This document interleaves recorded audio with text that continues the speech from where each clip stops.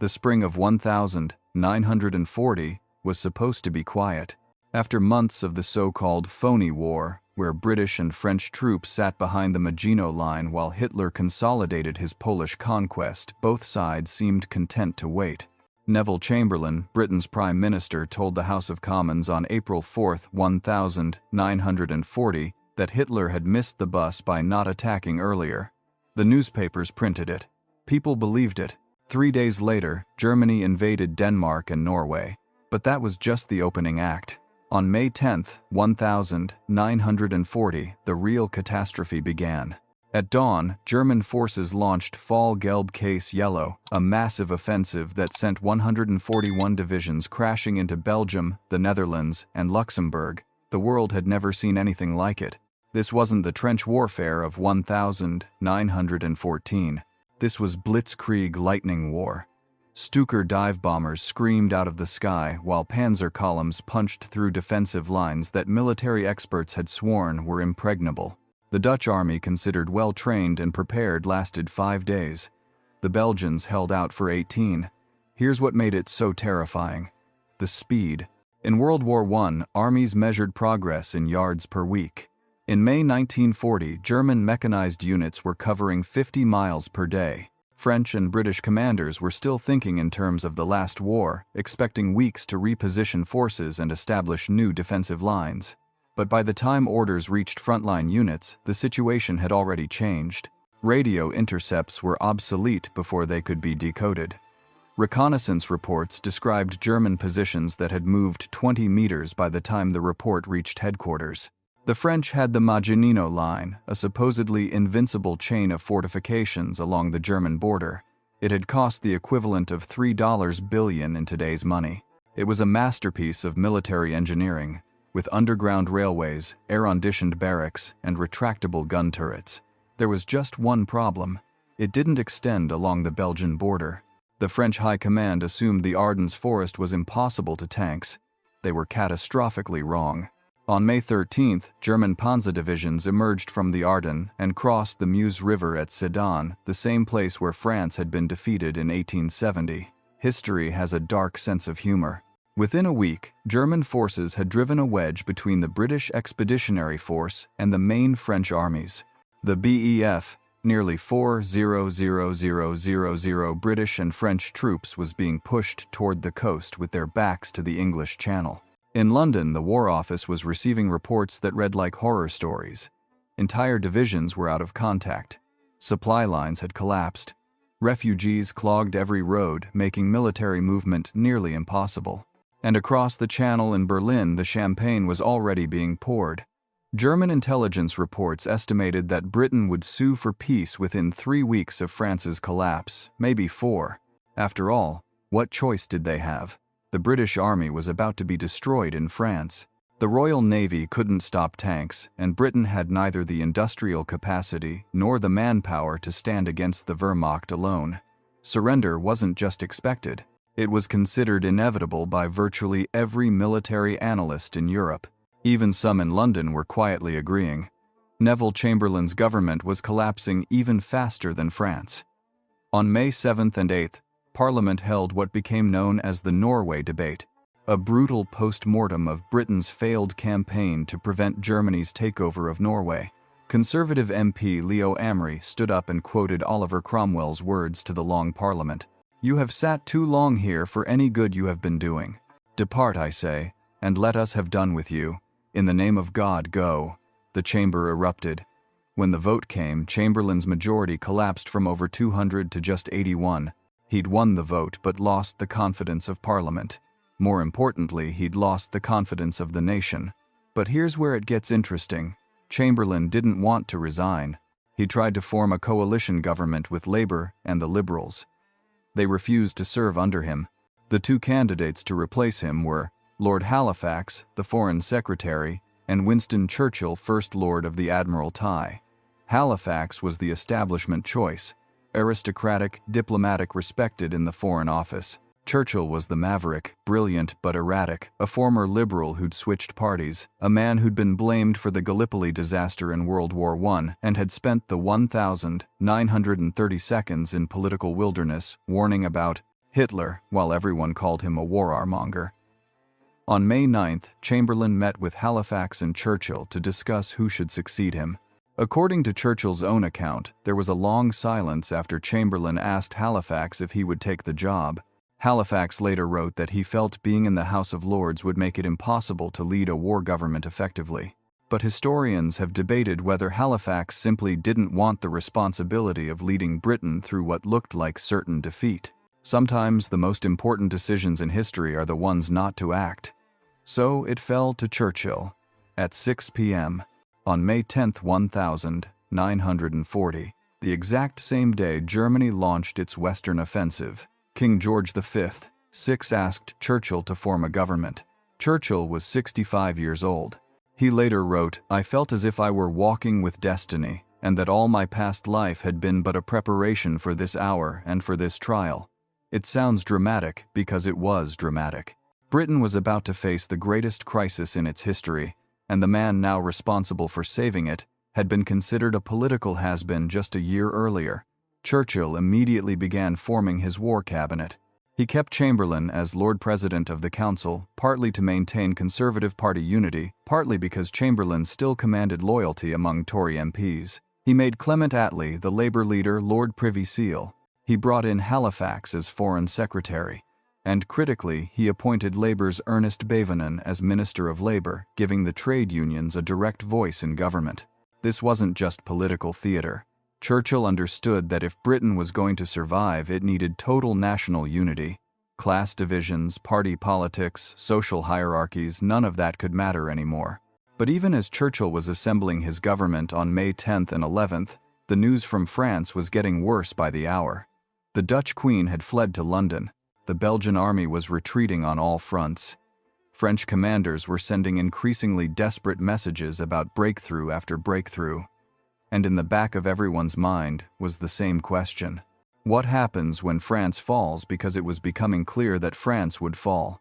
The only question was how quickly and what Britain would do when it stood alone. While panzers rolled through France, a different battle was being fought in the British War Cabinet.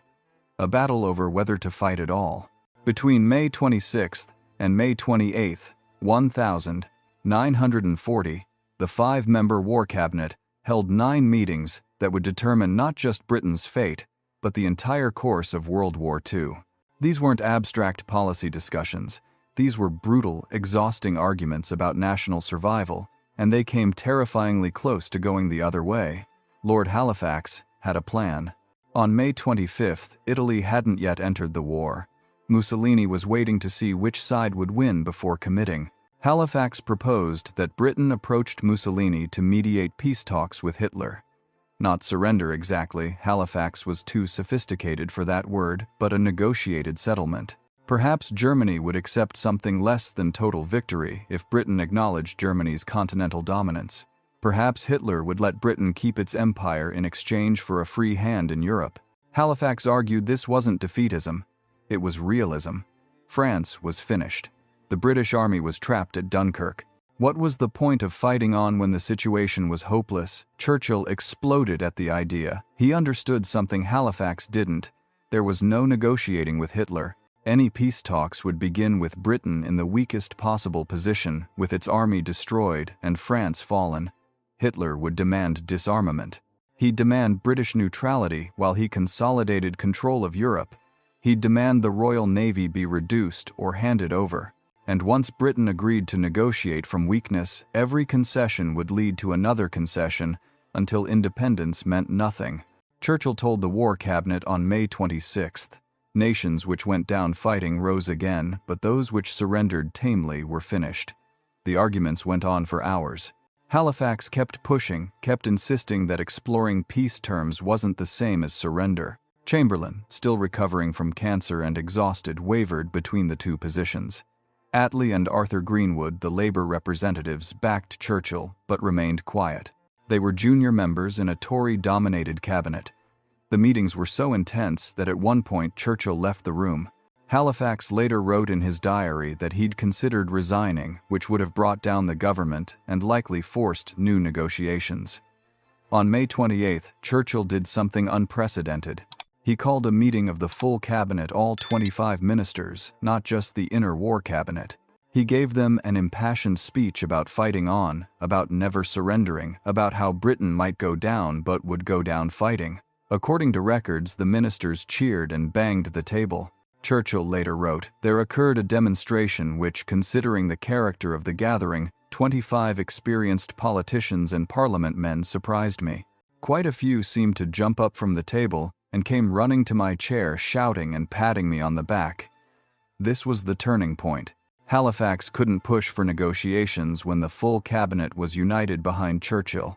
The debate was over. Britain would fight on. But here's what makes these meetings so significant. They were secret. The British public had no idea how close their government came to seeking terms with Hitler. Parliament didn't know. The Germans certainly didn't know. If Halifax had won those arguments, if Chamberlain had sided with him, if Churchill had been outvoted, the entire war would have ended differently. Germany would have controlled Europe. There would have been no staging ground for D-Day, no Allied bombing campaign, no Second Front. The Soviet Union would have faced Nazi Germany alone. And Churchill won this battle not with tanks or planes, but with words and will. He understood that once you start asking what terms the enemy might accept, you've already lost. Sometimes, survival requires refusing to consider the logical arguments for surrender. 3 days after becoming Prime Minister on May 13, 1940, Churchill stood before the House of Commons to deliver his first speech as Britain's leader. He hadn't slept more than a few hours since taking office. Reports from France were catastrophic. German forces were crossing the MOS. The French were in chaos. Everything was falling apart. And now he had to tell Parliament and the nation what kind of leadership they could expect. The speech lasted barely 6 minutes. Churchill didn't have time to write something elaborate.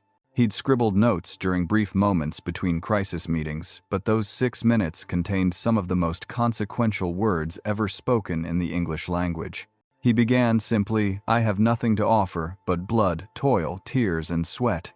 No false promises, no reassuring platitudes, just the brutal truth about what lay ahead. Think about how radical this was. Politicians don't usually campaign on suffering. They promise prosperity, security, better days ahead. Churchill was promising the opposite: hardship, sacrifice, and quite possibly death. He continued, "We have before us an ordeal of the most grievous kind. We have before us many, many long months of struggle and of suffering." He was asking the British people to sign up for years of war, when most military experts believed the war would be over in weeks with a German victory. Then came the purpose, the mission statement that would define Britain's war. "You ask, what is our policy? I will say it is to wage war by sea, land, and air with all our might and with all the strength that God can give us. To wage war against a monstrous tyranny never surpassed in the dark, lamentable catalogue of human crime. That is our policy." Notice the language: not fighting for territory or economic interests or imperial prestige. Fighting against tyranny. This was a moral war, a civilizational struggle. And then the closing line: "You ask, what is our aim? I can answer, in one word: victory. Victory at all costs. Victory in spite of all terror. Victory however long and hard the road may be. For without victory there is no survival." That word survival, that's what made it real. Churchill wasn't promising triumph. He was promising the chance to survive. And he was honest enough to admit that survival itself was uncertain. The reaction in Parliament was mixed. Some MPs were electrified. Others thought Churchill was being needlessly pessimistic, even defaced. The Times called it a grim speech fitting the grimness of the hour. But here's what mattered. Churchill had drawn a line. There would be no negotiations, no compromised peace. Britain would either win or be destroyed trying. That clarity, that absolute refusal to consider alternatives gave people something to hold on to when everything else was collapsing. The speech reached beyond Parliament. The BBC broadcast it. Newspapers printed it in full. People read it in London tube stations that would soon become bomb shelters. Factory workers read it during lunch breaks. Soldiers read it while preparing to evacuate from Dunkirk. And in Berlin, German intelligence officers read it and began to realize they might have miscalculated. This wasn't the speech of a government preparing to surrender. This was the speech of a man preparing to burn down his own country rather than let Hitler have it. Churchill understood something about leadership that Halifax never grasped. People can endure almost anything if they believe it matters. They can accept suffering if they believe they're fighting for something larger than themselves. He wasn't offering hope exactly, he was offering purpose. And sometimes in the darkest moments, purpose is more valuable than hope. In Berlin, Hitler's intelligence services were watching Britain with absolute confidence. The collapse was imminent. The AB German military intelligence had spent years analyzing British society and politics. Their reports painted a picture of a nation riddled with class conflict, war-weary from World War I, led by weak politicians, and completely unprepared for modern warfare. Every analysis pointed to the same conclusion. Britain would fold within weeks of France's defeat. They weren't just wrong. They were catastrophically, historically wrong about almost everything. The German intelligence assessment was based on what seemed like solid evidence. Britain had spent the 1,930 seconds desperately trying to avoid war. Chamberlain had flown to Munich and handed Hitler Czechoslovakia. The British public had cheered him for it. Peace rallies had drawn massive crowds. The Oxford Union, where Britain's future leaders studied, had passed a resolution in 1933 refusing to fight for king and country. When Germany remilitarized the Rhineland in 1936, Britain did nothing. When Germany annexed Austria in 1938, Britain did nothing. The pattern seemed clear. The British had no stomach for war. Nazi leadership also fundamentally misunderstood British class structure. They believed the aristocracy and business class would push for peace to protect their wealth and privileges. Lord Halifax seemed to confirm this analysis, an aristocrat advocating for negotiations.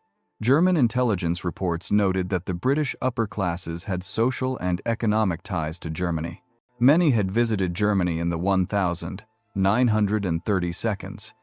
Some had expressed admiration for Hitler's economic achievements. Surely these people wouldn't want to see their country destroyed in an unwinnable war. Hitler himself contributed to this misunderstanding. He'd studied the British Empire and convinced himself that Britain's ruling class thought like he did, pragmatically focused on power and self-interest. In his mind, once he'd conquered France, the British would recognize that fighting on was pointless. They'd calculate that Germany controlled the continent, that invasion was possible, that the empire could be preserved through negotiation. Hitler expected British rationality to lead to British surrender. He didn't understand that by May 1940 rationality had become a luxury Britain couldn't afford. The Advair also completely misjudged Churchill himself. Their files described him as a washed-up politician, a drunk, an impulsive romantic with a record of military disasters. They noted his age 65 and assumed he lacked the energy for total war. They documented his years in political wilderness during the 1,930 seconds and concluded he lacked broad political support. German analysts read his speeches from the 1,930 seconds warning about Hitler and dismissed him as a hysteric who'd cried wolf so often that nobody listened anymore.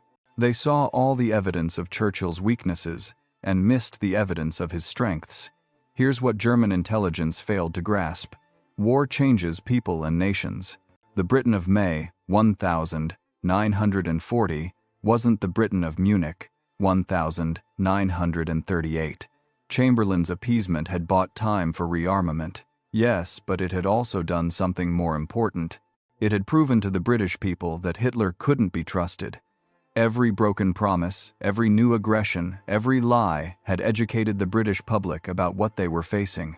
By 1940, even people who desperately wanted peace understood that peace with Hitler was impossible. The Nazis also misread what the fall of France would do to British psychology. They assumed it would demoralize Britain. Instead, it clarified everything. As long as France was fighting, Britain could share the burden. Once France fell, there was no middle ground anymore. Either Britain fought alone, or Britain ceased to exist as an independent nation. That clarity, that absolute binary choice united the country in ways that peace never could have. The same class divisions that German intelligence counted on became irrelevant when the alternative was Nazi occupation. By May 26, 1940, the British Expeditionary Force was trapped.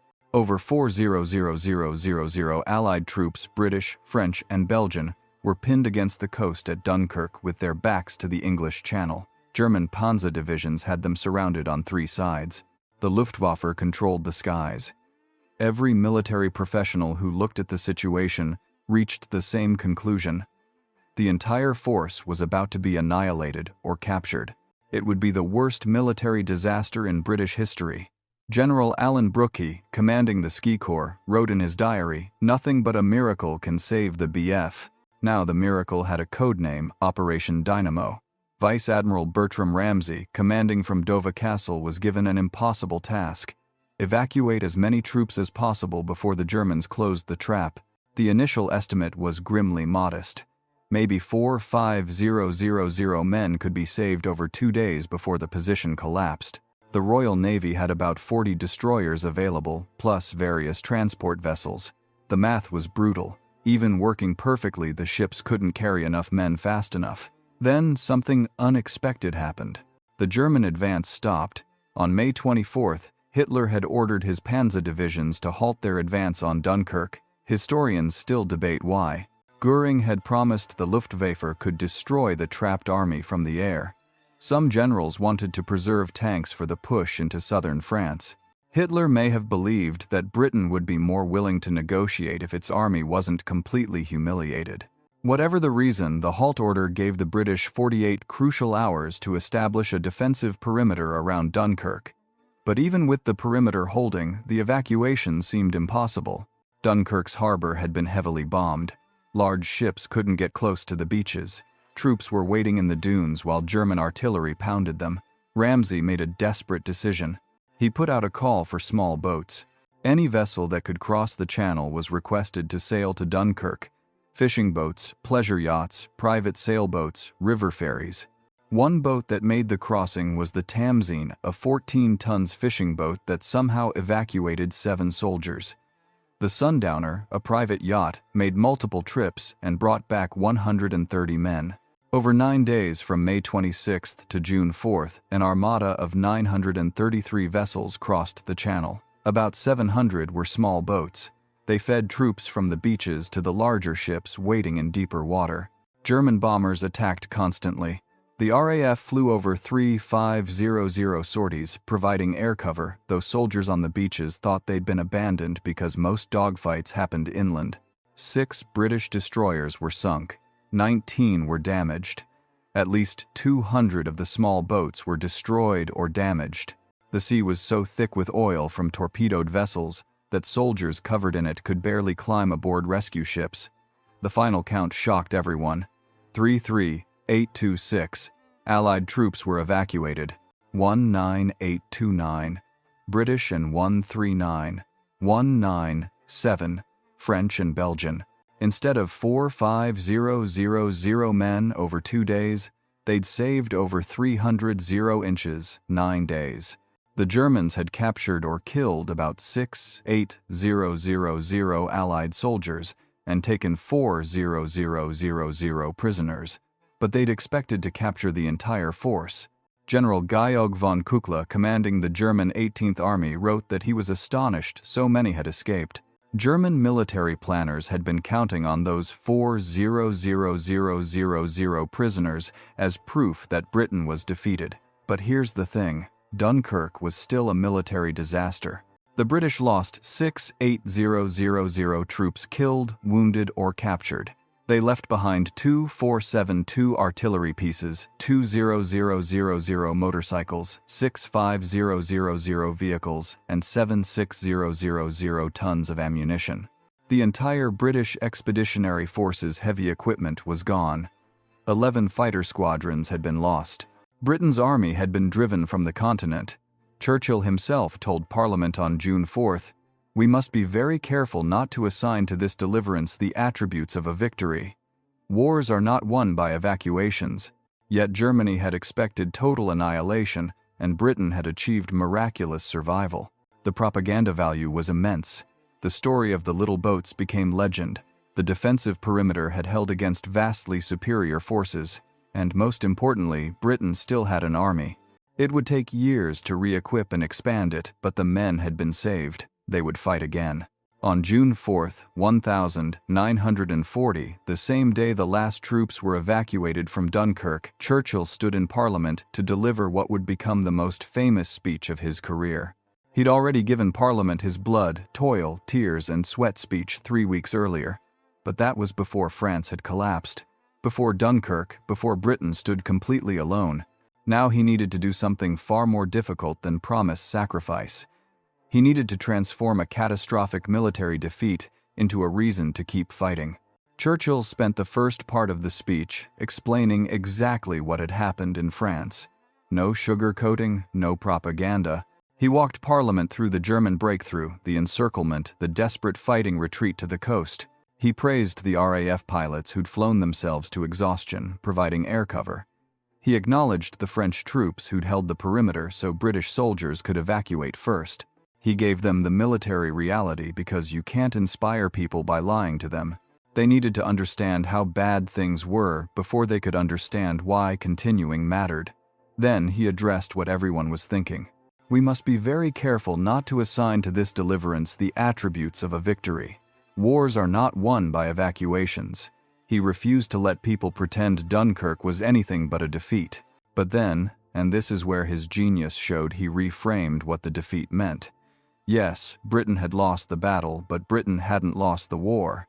The soldiers had been saved. The fight would continue. And continuing the fight was itself a kind of victory over the expectation of surrender. He laid out Britain's strategic situation with brutal honesty. The German army would now turn south to finish off France. When France fell, notice he said, when not if, Britain would face invasion. He told Parliament, "We shall go on to the end. We shall fight in France. We shall fight on the seas and oceans. We shall fight with growing confidence and growing strength in the air." Each phrase built on the last, expanding the scope of where and how Britain would resist. Then came the crescendo, the lines that would be quoted for the next 80 years. "We shall defend our island whatever the cost may be. We shall fight on the beaches. We shall fight on the landing grounds. We shall fight in the fields and in the streets.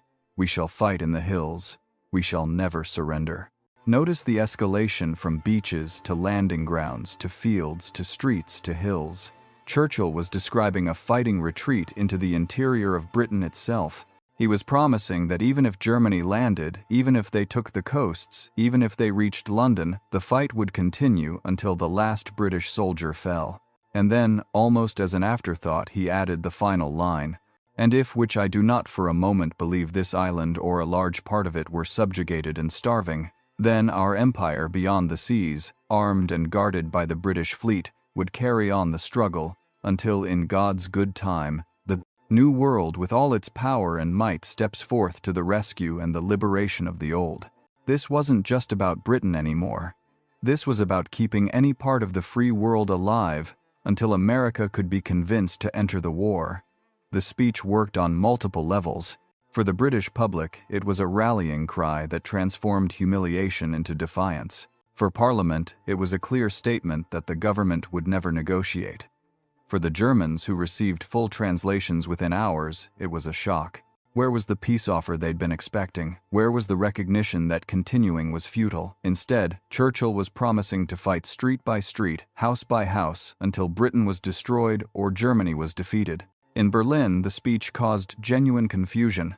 German intelligence had predicted that Dunkirk would break British morale. They'd expected Churchill to fall and Halifax to seek terms. Instead, Churchill's position had strengthened. The evacuation had somehow made the British more determined, not less. Hitler had won the greatest military victory since Napoleon, and his enemy was refusing to acknowledge defeat. The entire psychological calculation had been wrong. France officially surrendered on June 22, 1940. Hitler staged the ceremony in the same railway car where Germany had signed the armistice ending World War I. The symbolism was deliberate humiliation repaid with humiliation. Germany now controlled virtually all of Western Europe. Poland, Denmark, Norway, Belgium, the Netherlands, Luxembourg, and France had all fallen in less than a year. The Soviet Union had signed a non-aggression pact with Germany. Italy had joined the war on Germany's side. Britain stood alone, with no allies and no realistic path to victory. Hitler expected a peace offer within days. He'd conquered the continent. Britain's army had been driven from Europe. The Luftwaffe outnumbered the RAF. The Wehrmacht had proven itself unstoppable. Surely now, with France gone and the situation obviously hopeless, Churchill would be replaced by reasonable men who understood that fighting on meant national suicide. Hitler even prepared a peace proposal. Britain could keep its empire and navy in exchange for recognizing German dominance in Europe. He thought it was generous. The offer never came. Instead, on July 14, 1940, Bastille Day, another deliberate symbol, Churchill ordered the Royal Navy to attack the French fleet at Melkeb in Algeria to prevent it from falling into German hands. Over 1,200 French sailors died. It was a horrific decision, attacking yesterday's ally to prevent tomorrow's threat, but it sent an unmistakable message to both Hitler and Roosevelt. Britain would do whatever was necessary to continue fighting. There would be no negotiation, no compromise, no surrender. Hitler finally accepted what his intelligence services had gotten wrong. Britain wasn't going to quit. On July 16, he issued Führer Directive No. 16, ordering preparations for the invasion of Britain.